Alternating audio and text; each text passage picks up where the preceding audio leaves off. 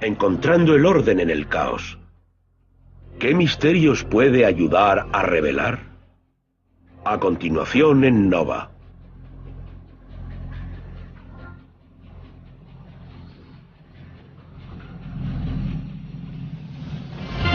Dimensión oculta.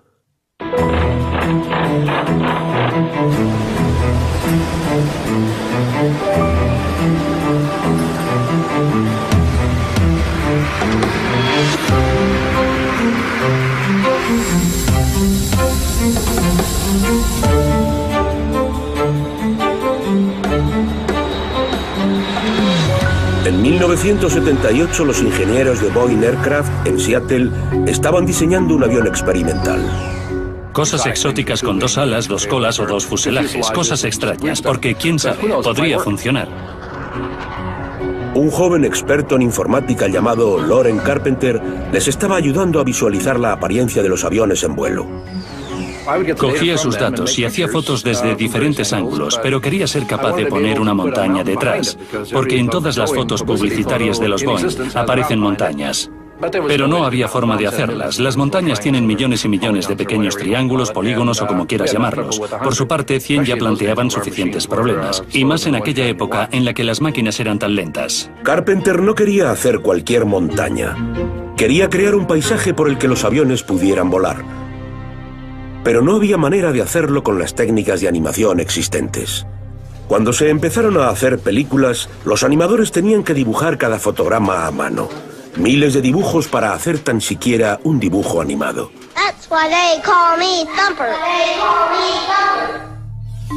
Pero eso fue antes de que Loren Carpenter descubriera la obra de un matemático poco conocido llamado Benoit Mandelbrot. En 1978 descubrí en una librería el libro de Benoit Mandelbrot, Los objetos fractales, forma, azar y dimensión, que hablaba de la geometría fractal en la naturaleza.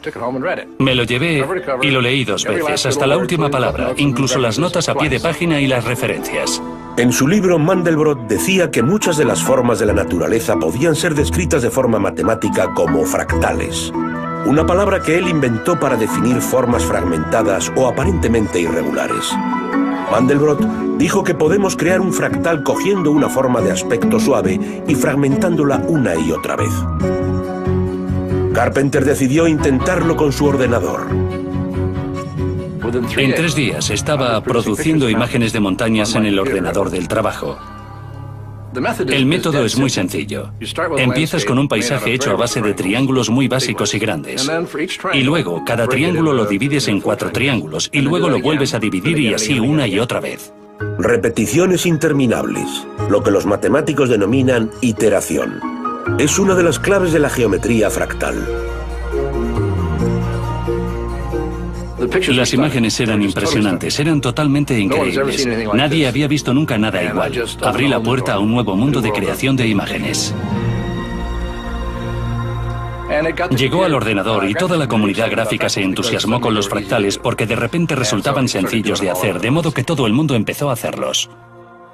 Carpenter pronto dejó los Boeing para unirse a la película de Lucas, donde en lugar de crear montañas, inventó un planeta completamente nuevo para Star Trek II, la ira del Khan. Era la primera vez que se creaba una escena completamente por ordenador en una película.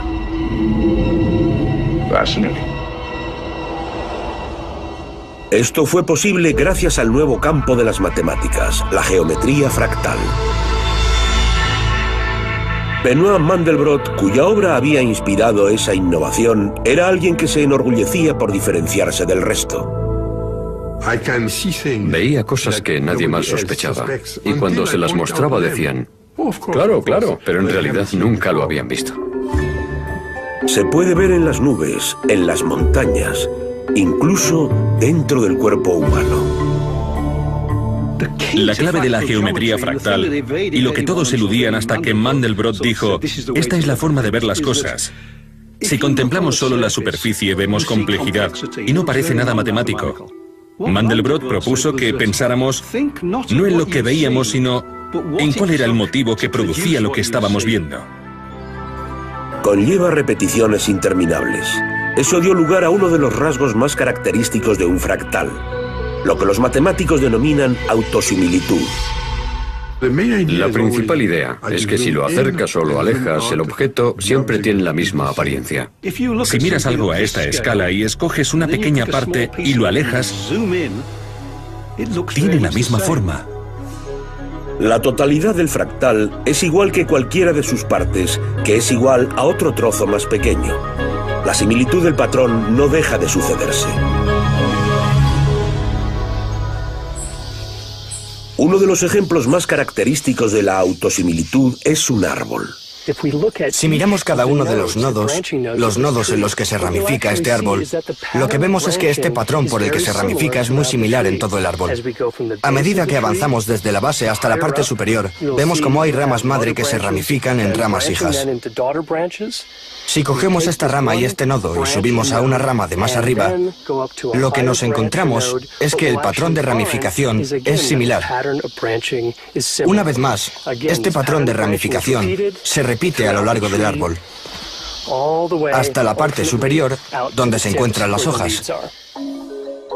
Nos encontramos la autosimilitud en todas partes, desde el tallo del romanescu a la superficie lunar, hasta las arterias que transportan la sangre por nuestro cuerpo. Pero la fascinación de Mandelbrot con estas formas de aspecto irregular le llevó a ponerse completamente en contra de siglos de tradición matemática. Dentro del campo de la ciencia y de las matemáticas, la suavidad lo era todo. Yo lo que hice fue descubrir la rugosidad con el fin de que se investigara. Utilizamos las matemáticas para construir las pirámides, para levantar el Partenón. Empleamos las matemáticas para estudiar el movimiento regular de los planetas, etc. Nos acostumbramos al hecho de que ciertos patrones eran matemáticos, patrones arquitectónicos, principalmente patrones de estructuras hechas por humanos donde había líneas rectas, círculos y perfectas formas geométricas. La idea principal que subyace a las matemáticas clásicas es que todo es extremadamente regular. Es decir, todo se reduce a líneas rectas. Círculos, triángulos, Superficies planas, pirámides, tetraedros, icosaedros, dodecaedros. Bordes suaves. Las matemáticas clásicas están diseñadas para estudiar el mundo que hemos creado, las cosas que hemos construido por medio de las matemáticas clásicas.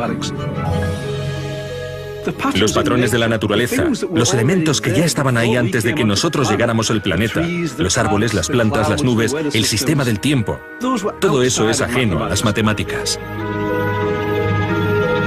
Hasta los años 70, cuando Benoit Mandelbrot introdujo su nueva geometría. Mandelbrot llegó y dijo, oye, solo tenéis que mirar los patrones de la naturaleza de la forma correcta y podréis aplicar las matemáticas. Hay un orden bajo el aparente caos. Podéis crear fórmulas que describan las nubes, las flores y las plantas.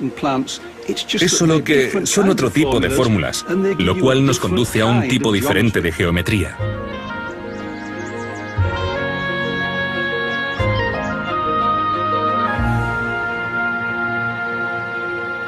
La principal pregunta es, ¿por qué hasta 1970 no escribió nadie un libro denominado La geometría fractal de la naturaleza? Si se encuentra en todas partes, ¿cómo es que no se ha visto antes? La respuesta parece indicar que la gente ya lo había visto. La gente claramente reconocía esta cualidad repetitiva de la naturaleza. Personas como el gran artista japonés del siglo XIX, Katsushika Hokusai.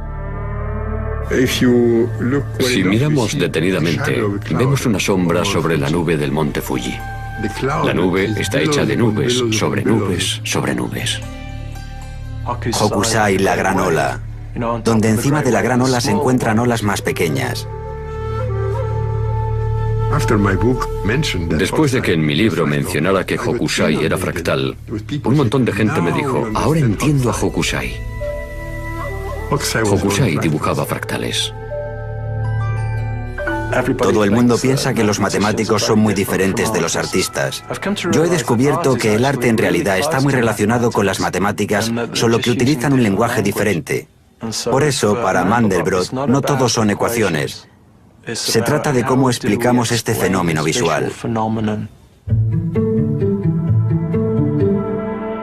La fascinación de Mandelbrot con el aspecto visual de las matemáticas comenzó cuando era estudiante. Fue en enero del 44, cuando de repente me enamoré de las matemáticas. Y no de las matemáticas en general, sino en particular de la geometría en su forma más sensual. Esa parte de la geometría en la que se encuentran las matemáticas y la vista. El profesor estaba hablando de álgebra, pero yo comencé a ver en mi mente figuras geométricas que encajaban con esa álgebra. Y una vez que ves esas imágenes, el resultado era evidente. Descubrí algo en lo que no había reparado antes. Sabía cómo transformar en mi mente y de forma instantánea las fórmulas en imágenes. De joven, Mandelbrot desarrolló un fuerte sentido de independencia, en parte debido a que era judío y a su experiencia viviendo en Francia durante la ocupación nazi. Durante 4 años consiguió eludir la amenaza constante de ser arrestado y deportado. No hay nada más duro, en cierto modo, que sobrevivir a una guerra. Y ya no como soldado, sino como un civil atormentado. Sabía cómo actuar y no me fiaba mucho de la sabiduría popular. Tras la guerra, Mandelbrot obtuvo el doctorado. Intentó dar clases en una universidad francesa, pero no parecía encajar. Me dijeron que tenía talento, pero que estaba confundido y que por ello hacía las cosas mal. Me sentía como un pez fuera del agua. De modo que dejé este trabajo en Francia y decidí arriesgar para entrar en IBM. Era el año 1958. La gran empresa estadounidense era pionera en aplicar una tecnología que pronto revolucionaría nuestro modo de vida, el ordenador. IBM buscaba pensadores creativos, inconformistas, incluso rebeldes. Gente como Benoît Mandelbrot. De hecho, se habían ganado la fama en el mercado de bichos raros. Nunca tuvimos la más mínima sensación de haber destacado. Los compañeros de Mandelbrot le comentaron al joven informático un problema que preocupaba mucho a la empresa. Los ingenieros de IBM estaban transmitiendo información de los ordenadores a través de los cables del teléfono, pero en ocasiones la información no llegaba. Se dieron cuenta de que de vez en cuando los cables hacían demasiado ruido. Se producían muchos errores. Era una situación complicada. Mandelbrot trazó la información del ruido y lo que vio le sorprendió. Sin tener en cuenta la escala de tiempo, el gráfico resultaba idéntico. Un día, una hora, un segundo, daba igual. Era el mismo. Resultó ser una autosimilitud real. Mandelbrot estaba impresionado. El extraño patrón le recordaba algo que le había intrigado de joven. Un misterio matemático que databa de hacía prácticamente 100 años. El misterio de los monstruos. En realidad la historia comienza a finales del siglo XIX. Los matemáticos habían puesto por escrito una descripción formal de cómo debía ser una curva. Pero dentro de esa descripción había más cosas, elementos que satisfacían la definición formal de lo que era una curva, pero que eran tan raros que ni siquiera podían dibujarlos o pensar en dibujarlos. Eran vistos como monstruos o cosas más allá de lo real. No eran líneas, ni siquiera nada parecido. No eran círculos, era algo muy extraño. El matemático alemán Georg Cantor creó el primero de estos monstruos en 1883. Cogió una línea recta y dijo: voy a dividir esta línea en 3 partes. Elimino el tercio interior, por lo que solo me quedan 2 líneas en cada extremo. Luego cojo esas 2 líneas, elimino el tercio interior y lo vuelvo a hacer. Y así sucesivamente. Mucha gente podría pensar, bueno, si voy eliminando elementos al final no me quedará nada, pero este no es el caso. No queda solo un punto ni 2, quedan infinidad de puntos. Si acercamos el conjunto de Cantor, el patrón sigue siendo el mismo. Se parecía mucho a los patrones de ruido que Mandelbrot había visto en IBM. Otra forma extraña fue presentada por el matemático sueco Helge von Koch. Koch dijo, empiezas con un triángulo equilátero, una de las figuras geométricas clásicas euclidianas, y en cada lado coges una parte y lo sustituyes por dos partes que son más grandes que la parte original. En cada una de ellas sustituyes dos partes que son ahora más grandes que la original. una y otra vez. Obtienes la misma forma, pero ahora cada línea tiene un pequeño triángulo. Y lo vuelvo a romper una vez más y otra vez más. Cada vez que lo rompo, la línea se hace más larga. Cada iteración, cada ciclo, añade otro pequeño triángulo. Imagina iterar ese proceso de añadir pequeñas partes muchísimas veces. Al final acabas con algo infinitamente largo. La curva de Koch es una paradoja. A la vista, la curva parece finita, pero matemáticamente resulta infinita, lo que supone que no se puede medir. En aquella época se denominó curva patológica, ya que carecía de sentido según la forma de pensar de la gente acerca de las medidas, la geometría euclidiana, etc. Pero la curva de Koch resultó ser crucial de cara a un problema persistente de medida, la longitud de una costa. En 1940, el científico británico Louis Richardson había observado que puede haber mucha variación entre las diferentes medidas de una costa. Depende de lo larga que sea tu regla y de la paciencia que tengas. Si mides la costa de Gran Bretaña con una regla de 2 kilómetros, dará como resultado tantas reglas. Si lo medimos con una regla de 30 centímetros, resulta que es más larga. Cuanto más pequeña sea la regla, obtendremos un número mayor. Porque siempre puedes encontrar más entrantes. Mandelbrot descubrió que cuanto más finos sean los entrantes de la curva de Koch, mejor, ya que era precisamente lo que se necesitaba para modelar las costas. Escribió un artículo muy famoso en la revista Science denominado ¿Cuánto mide la costa de Gran Bretaña? Según Mandelbrot, la costa, en términos geométricos, es fractal. Y aunque sabía que no se podía medir la longitud, sospechó que podía medir algo más, su rugosidad. Para poder hacerlo necesitaba replantearse uno de los conceptos más básicos de las matemáticas, la dimensión. En la geometría convencional, cuando pensamos en una dimensión es una línea recta. 2 dimensiones sería el área de la superficie de una caja. Y 3 dimensiones sería un cubo. Pero, ¿podría haber algo que estuviera a caballo entre las dos? Mandelbrot dijo que sí, los fractales. Y a mayor rugosidad, mayor es su dimensión fractal. Hay muchos términos técnicos como dimensión fractal, autosimilitud, pero esos son solo la base de las propias matemáticas. Lo que hace la geometría fractal es darnos una forma de contemplar el mundo en el que vivimos y en especial el mundo de los seres vivos, de una forma extremadamente precisa.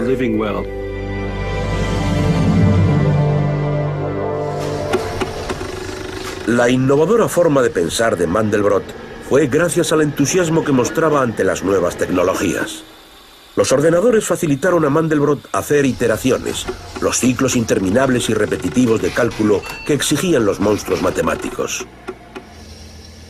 Los ordenadores eran totalmente imprescindibles. De lo contrario, habría supuesto muchísimo esfuerzo. Mandelbrot decidió dirigir la atención hacia otro de los monstruos. Un problema que planteó un joven matemático francés llamado Gaston Juliá durante la Primera Guerra Mundial. Gaston intentaba averiguar qué ocurría cuando coges una simple ecuación y la iteras mediante un bucle de retroalimentación. Eso significa que cogemos un número, lo introducimos en la fórmula y sacas otro número. Coges ese número, de vuelta al principio y lo introduces en la misma fórmula. Sacas otro número y lo iteras y así una y otra vez. La pregunta es, ¿qué pasa cuando se itera muchas veces? La serie de números que se obtienen se denomina conjunto, el conjunto de Juliá. Pero haciéndolo a mano no había forma de saber cómo quedaba todo el conjunto. Se llevaron a cabo intentos para dibujarlo a mano mediante la aritmética poniendo un punto en un papel cuadriculado. Había que retroalimentarlo cientos, miles, millones de veces. El desarrollo de este nuevo tipo de matemáticas tendría que esperar hasta que se inventaran ordenadores más rápidos. En IBM, Mandelbrot hizo algo que Juliá nunca pudo hacer: utilizar un ordenador para realizar las ecuaciones millones de veces. A continuación, transformó los números del conjunto de Juliá en puntos en un gráfico. Mi primer paso fue dibujar mecánicamente un gran número de conjuntos de Juliá. No solo un dibujo, sino cientos de ellos. Esas imágenes hicieron que Mandelbrot llevara a cabo un gran avance.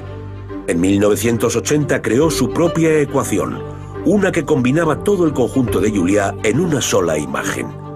Cuando Mandelbrot iteró su ecuación, consiguió su propio conjunto de números. Dibujados en el ordenador, eran como una especie de mapa de carreteras de todo el conjunto de Julia.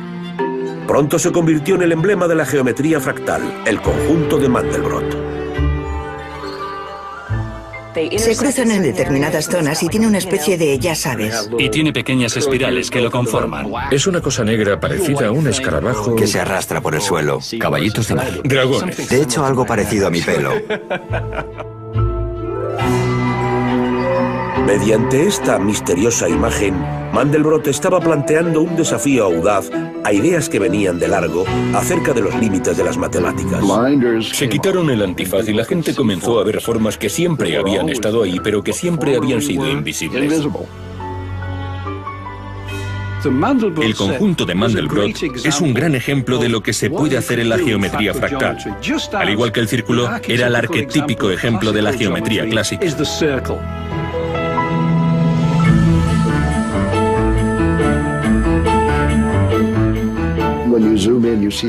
Si lo acercas lo vuelves a ver, de forma que hay autosimilitud.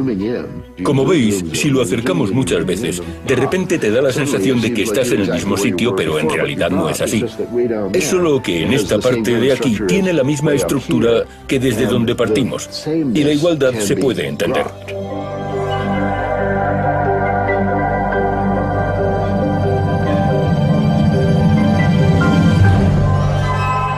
Las imágenes cautivadoras de Mandelbrot impulsaron una moda pasajera en el mundo de la cultura popular. De repente esto parecía un incendio forestal. Todo el mundo quería tenerlo.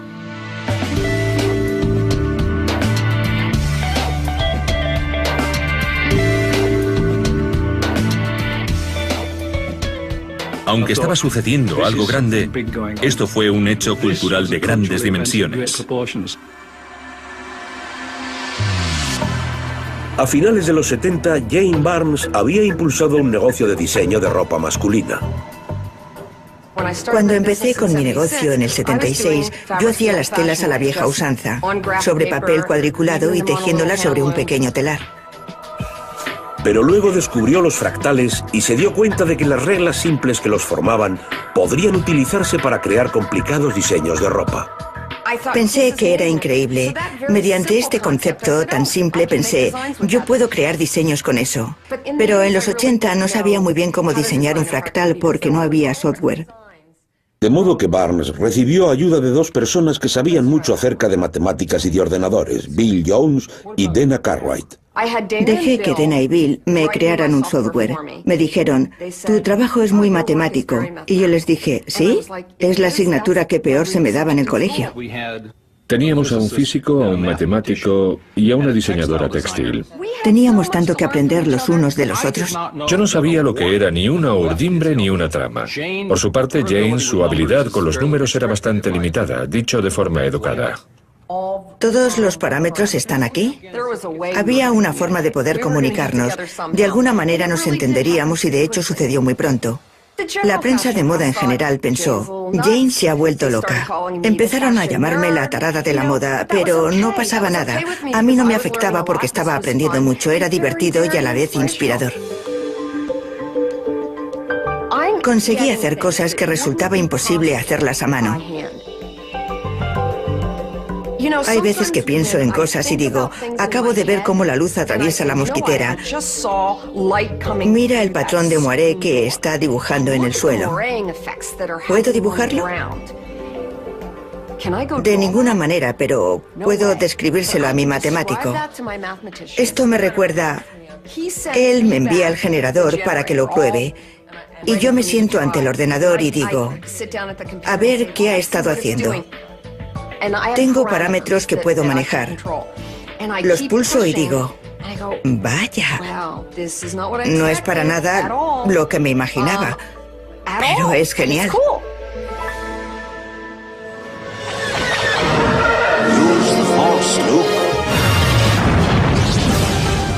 El mismo tipo de principios de diseño de fractales ha transformado completamente la magia de los efectos especiales. Este es un momento crucial en Star Wars Episodio 3, donde nuestros dos héroes se encuentran en uno de los extremos de este brazo mecánico gigante. Mientras tanto, la lava salpica el brazo. Mi punto de partida aquí es coger el modelo en 3 dimensiones y coger un chorro que expulse lava. Esto parece bastante aburrido. Está haciendo lo adecuado, pero el movimiento carece de interés visual. Echemos un vistazo a lo que sucede cuando aplicamos la espiral fractal. Se convierte en fractal si cogemos la misma espiral, la encogemos y la volvemos a aplicar.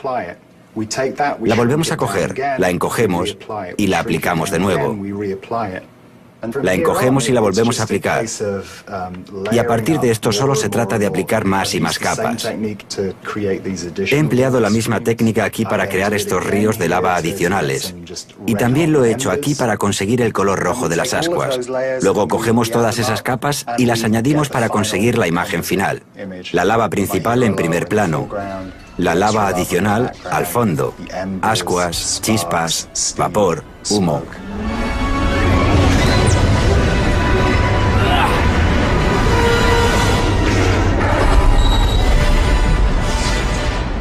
Diseñadores y artistas de todo el mundo aprueban el potencial visual de los fractales. Pero cuando se publicó por primera vez el conjunto de Mandelbrot, la mayoría de los matemáticos reaccionaron con desprecio. En el Mathematical Intelligencer, una revista de chismorreo para matemáticos profesionales, no dejaban de sucederse artículos diciendo que él no era un matemático, que era un mal matemático, que eso no eran matemáticas y que la geometría fractal no servía para nada. La vista había sido desterrada de la ciencia, había sido excomulgada. Sus compañeros, y en especial sus amigos matemáticos, a los cuales él respetaba, le dieron la espalda. Porque te acostumbras a un mundo que has creado y en el que vives. Y los matemáticos se han acostumbrado a ese mundo de suaves curvas en el que pueden hacer cosas. Estaban aferrados al viejo paradigma, cuando Mandelbrot y otros pocos estaban muy por delante, abogando por un nuevo paradigma.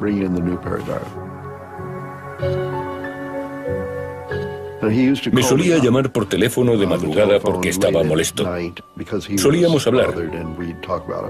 Mandelbrot me decía, esta es una rama de la geometría, igual que la de Euclides.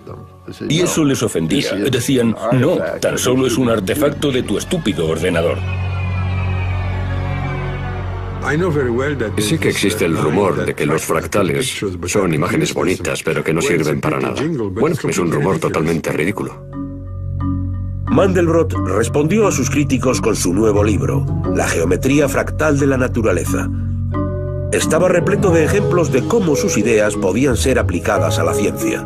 Mandelbrot argumentaba que por medio de los fractales podía medir con precisión formas naturales y realizar cálculos que podrían aplicarse ante todo tipo de formaciones, desde los patrones de canalización de los ríos hasta el movimiento de las nubes. De modo que este dominio creciente de sistemas vivos, el cual muchos otros matemáticos y yo siempre habíamos visto como bastante lejos de los límites de las matemáticas y en cierto modo lejos de la geometría, de repente pasó a un primer plano. El libro de Mandelbrot fue lo que nos convenció de que no era solo una obra de arte. Era una nueva ciencia en ciernes. Era una forma completamente novedosa de ver el mundo en el que vivimos que nos permitía no solo contemplarlo ni medirlo, sino aplicar las matemáticas y, por tanto, entenderlo con mayor profundidad que antes. Como persona que lleva trabajando con fractales 20 años, no te voy a decir que los fractales estén de moda. Te voy a contar que los fractales son útiles y por eso me importan. En los años 90, un radioastrónomo llamado Nathan Cohen empleó las matemáticas fractales para realizar un gran avance tecnológico dentro de las comunicaciones electrónicas. Cohen tenía una afición. Era un operador radioaficionado Pero su casero tenía una norma en contra de la instalación de antenas en el edificio. Estaba en una conferencia sobre astronomía en Hungría y el Dr. Mandelbrot estaba dando una charla sobre la gran escala de la estructura del universo y decía que utilizar fractales es una buena forma de entender ese tipo de estructura, lo cual enloqueció a todo el grupo de astrónomos. Mostró diferentes fractales a los que miré y pensé, sería curioso hacer una antena con esa forma. Me pregunto qué pasaría. Uno de los primeros diseños que probó estaba inspirado en uno de los monstruos del siglo XIX, el copo de nieve de Helge von Koch. Acordándome de la conferencia dije, bueno, tengo un trozo de alambre, ¿qué pasa si lo doblo?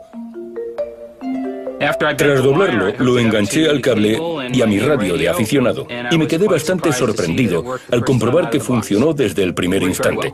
Funcionaba muy bien. Y descubrí que, para mi sorpresa, podía hacer la antena mucho más pequeña si usaba el diseño fractal. Fue una forma interesante de escabullirme del casero.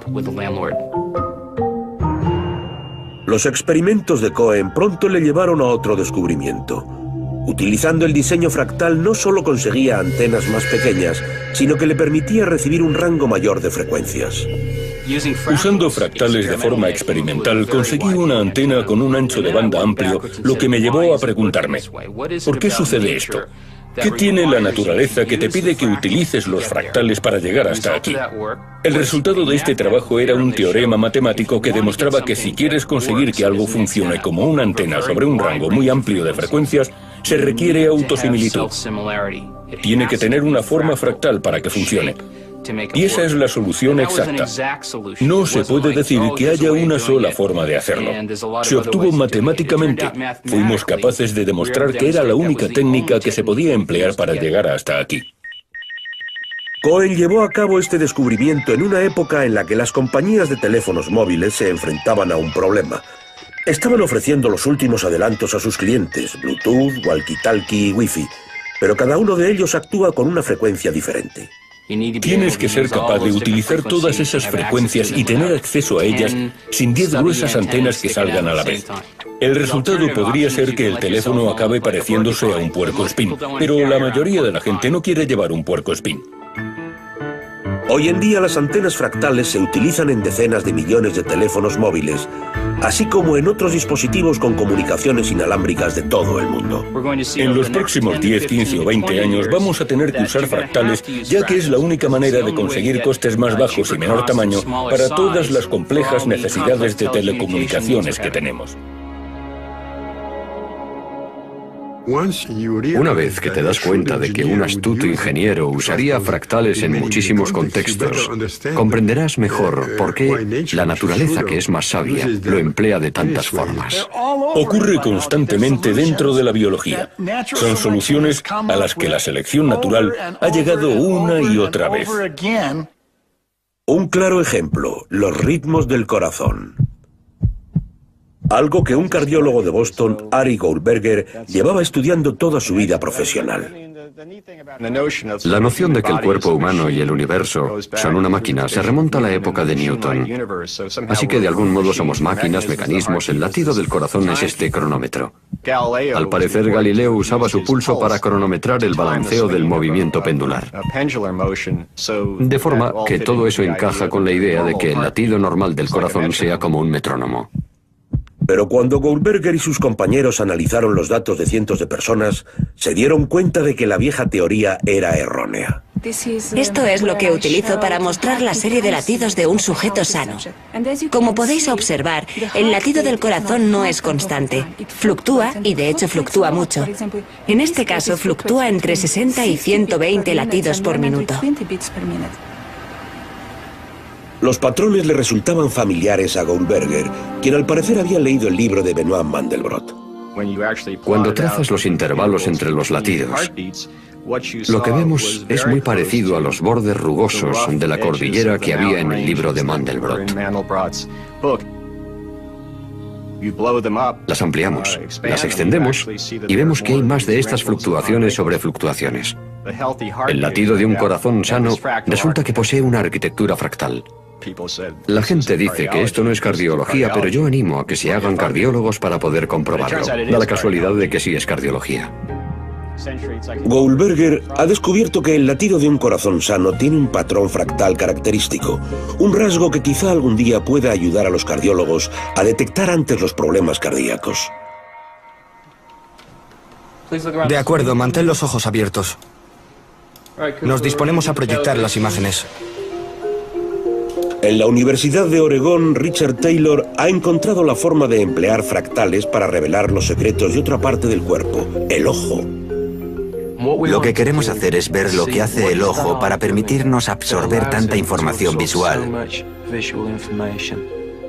Eso es lo que nos condujo a la trayectoria del ojo. Bajo el monitor hay una cámara infrarroja que de hecho monitoriza hacia dónde mira el ojo. Asimismo guarda esa información. De forma que lo que obtenemos es la trayectoria de hacia dónde ha estado mirando el ojo. Mira qué interesante. El ojo se ha fijado en este patrón. El ordenador hará un gráfico donde habrá diferentes estructuras pequeñas. Es un patrón que si lo acercamos, si le decimos al ordenador que lo amplíe, veremos la dimensión fractal. La prueba demuestra que el ojo no siempre mira las cosas de forma suave y ordenada. Si entendiéramos mejor cómo el ojo recibe información, podríamos hacer un gran trabajo a la hora de diseñar las cosas que necesitamos ver. Un semáforo. Mirar un semáforo. Hay tráfico, peatones. Tus ojos miran a su alrededor para intentar captar toda esa información. La gente diseña las cabinas de los mandos de los aviones, hileras de diales y cosas así. Si tu ojo se mueve rápidamente basándose en la geometría fractal, quizá esa no sea la mejor forma. A lo mejor no quieres esas cosas en una hilera simple. Intentamos buscar la forma natural en la que el ojo intenta captar la información. Va a ser similar a muchos otros procedimientos subconscientes. El movimiento corporal. Cuando mantienes el equilibrio que haces, es algo subconsciente que funciona. Coordinas diferentes balanceos, grandes y pequeños. ¿Podrían todos estos estar conectados para conseguir hacer un patrón fractal? Cada vez más procesos fisiológicos han demostrado ser fractales. No todos los científicos están convencidos del potencial de la geometría fractal para desarrollar nuevos conocimientos. Los escépticos defienden que ha hecho poco por avanzar en materia de teorías matemáticas, pero en Toronto, el biofísico Peter Burns y sus compañeros ven los fractales como una herramienta práctica, una forma de desarrollar modelos matemáticos que pueden ayudar a diagnosticar casos de cáncer más prematuramente. Detectar tumores muy pequeños es uno de los grandes desafíos dentro de la representación óptica. Burns reconoce que una señal temprana del cáncer es particularmente difícil de ver. Una red de pequeños vasos sanguíneos que se forman junto al tumor. La representación óptica convencional, como los ultrasonidos, no son lo suficientemente poderosos para mostrarlos. Necesitamos ser capaces de ver estructuras que son tan solo unas cuantas décimas de una millonésima a lo largo de un metro. Cuando se trata de un paciente vivo, no contamos con las herramientas para poder ver esos diminutos vasos sanguíneos. Pero los ultrasonidos resultan ser una buena herramienta para ver todo el movimiento de la sangre. ¿Existe alguna forma, se pregunta Burns, de que las imágenes del flujo de la sangre puedan revelar la estructura oculta de los vasos sanguíneos? Para descubrirlo, Burns y sus compañeros utilizan la geometría fractal para realizar un modelo matemático. Si posees una forma matemática para analizar una estructura, puedes crear un modelo. Lo que hacen los fractales es que te proporcionan unas pautas simples mediante los cuales puedes crear modelos. Y si cambiamos algunos de los parámetros del modelo, podremos cambiar la apariencia de la estructura. El modelo muestra el flujo de la sangre en un riñón. Primero a través de vasos sanguíneos normales y luego mediante vasos que suministran un tumor cancerígeno. Burns descubrió que ambos tipos de estructuras tenían dimensiones fractales muy diferentes. En lugar de bifurcarse de forma ordenada como si fuera un bonito olmo, la vasculatura cancerosa resulta caótica, enmarañada, desorganizada, asemejándose más al muérdago. El flujo de la sangre a través de estos enmarañados vasos es muy distinto al flujo a través de los vasos normales. Una diferencia que quizá los médicos puedan algún día detectar con ultrasonidos. Siempre hemos pensado que teníamos que obtener mejores imágenes gráficas, cada vez más precisas, más microscópicas en la resolución, para descubrir la información acerca de la estructura que tiene. Lo que resulta emocionante es que nos proporciona información microscópica sin tener de hecho que mirar a través del microscopio. ¿Ves cómo sube a medida que avanza?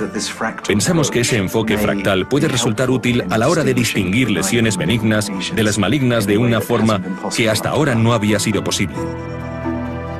Puede que se tarden años antes de que los fractales puedan ayudar a los médicos a predecir casos de cáncer, pero de momento ya están ofreciendo pistas a uno de los mayores misterios de la biología. ¿Por qué los animales grandes emplean la energía de forma más eficaz que los animales pequeños? Esa es una cuestión que fascina a los biólogos James Brown, Brian Enkis y al físico Jeffrey West. Y por el contrario, habría menos en esta zona. Hay una extraordinaria economía de escala cuando incrementas el tamaño. Por ejemplo, un elefante pesa 200.000 veces más que un ratón. Sin embargo, solo utiliza 10.000 veces más energía en forma de las calorías que consume. Cuanto más grande eres, necesitas menos energía por gramo de tejido para estar vivo. Es un dato increíble. Esto de aquí indica... Y lo que resulta más increíble es el hecho de que esta relación entre la masa y la energía empleada por cualquier ser vivo esté determinada por una mera fórmula matemática. Por lo que sabemos, esa ley es universal o casi universal en los seres vivos. Se aplica desde la más insignificante bacteria hasta las ballenas o las secuoyas. Pero a pesar de que esta ley se descubriera en 1930, nadie ha sido capaz de explicarla. Pensábamos que probablemente tuviera algo que ver con cómo están distribuidos los recursos en el interior del cuerpo de los organismos en función de cómo varían en tamaño. Dimos un gran salto al decir que la vida, en cierto modo, está sujeta a esta red de subyacentes que transportan oxígeno, recursos, metabolitos que alimentan a las células. El sistema circulatorio, el sistema respiratorio, los sistemas renal y neural. Resulta evidente que los fractales saltan a la vista. Si todas estas redes biológicas son fractales, eso significa que obedecen a unas simples reglas matemáticas, lo que nos puede llevar a entender mejor su funcionamiento. Si te paras a pensarlo, no resultaría nada eficaz tener un conjunto de planos de cada una de las fases en las que aumenta. Pero si tenemos un código fractal, un código que nos diga cuándo ramificarse a medida que va creciendo, en ese caso, un código genético muy simple puede producir lo que parece un organismo complicado. La evolución por selección natural ha dado con un diseño que parece proporcionar su mayor aprovechamiento. En 1997, West, Brown y Enkis anunciaron su controvertida teoría de que los fractales albergan la clave a la misteriosa relación entre la masa y energía utilizada por los animales. Ahora están probando su teoría en un nuevo y audaz test, un experimento que les ayudará a determinar si la estructura fractal de un solo árbol puede predecir cómo funciona toda la selva. Las mediciones del tronco nos indicarán...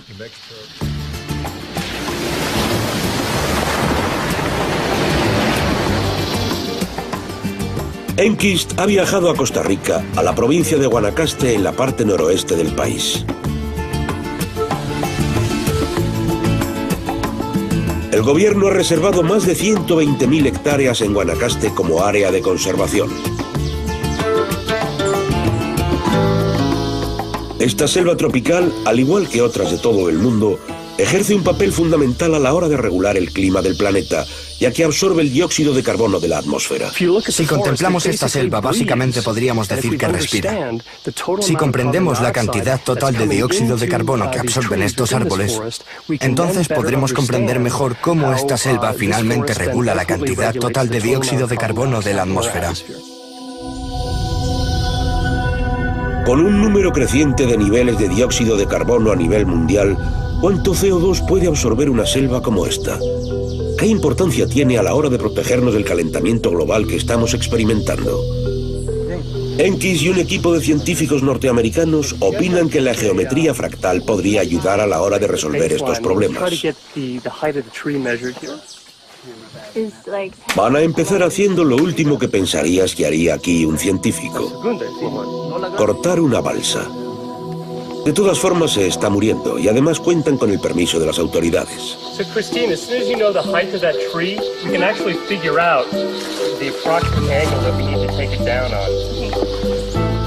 Enganchar una cuerda en una de las ramas superiores ayudará a asegurar que el árbol caiga justo donde quieren.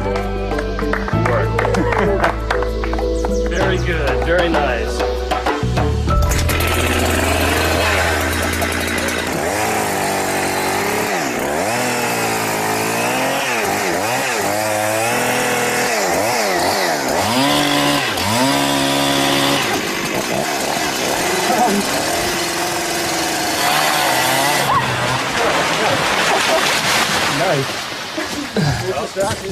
José, perfecto. Está bien. Al cortar aquí. A continuación, Enkis y sus compañeros se disponen a medir el ancho y la longitud de las ramas para saber su estructura fractal. 10.06. No, it's 8. 6.3.03. 6.08. También miden cuánto dióxido de carbono contiene una sola hoja, lo que les ayudará a averiguar cuánta cantidad es capaz de absorber todo el árbol. Si sabemos la cantidad de dióxido de carbono que puede absorber una hoja, esperemos que usando la regla de la ramificación fractal podamos saber cuánto dióxido de carbono es capaz de absorber el árbol. Su idea es pasar de este árbol a toda la selva.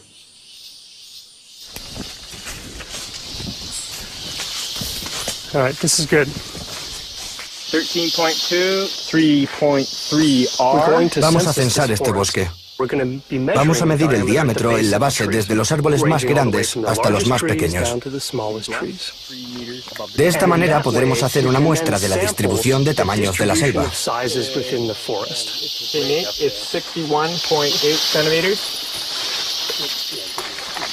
Aunque el bosque pueda parecer aleatorio y caótico, el equipo cree que posee una estructura. Una que, increíblemente, es casi idéntica a la estructura fractal del árbol que acaban de cortar. Lo bonito de esto es que la distribución de tamaños de los árboles individuales del bosque parece coincidir a la perfección con la distribución de los tamaños de cada rama de un solo árbol. Si están en lo cierto, estudiar un solo árbol hará que sea más fácil predecir cuánto dióxido de carbono puede absorber todo un bosque.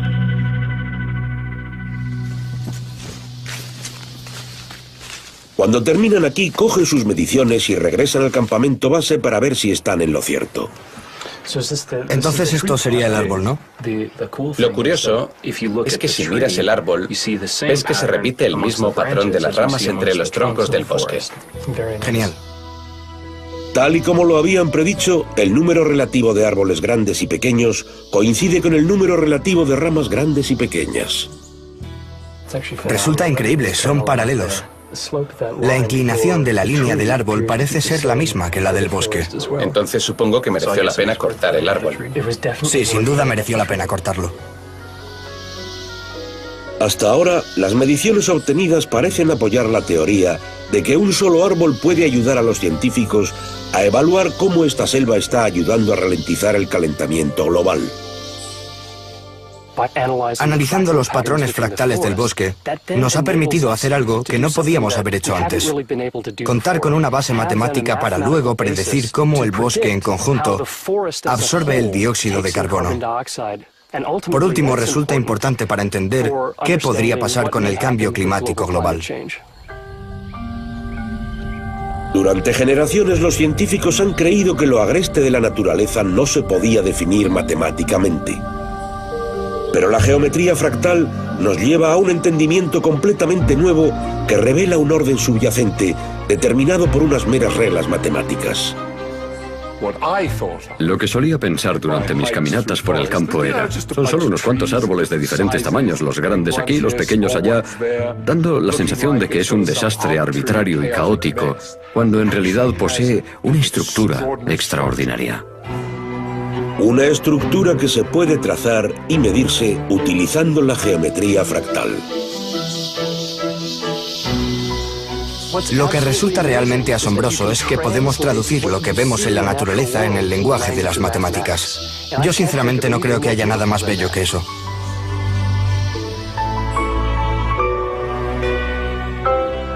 Las matemáticas son la única estrategia para entender la complejidad de la naturaleza. Hoy en día, la geometría fractal nos ha proporcionado mayor léxico. Con este nuevo vocabulario podremos leer más cosas acerca del libro de la naturaleza.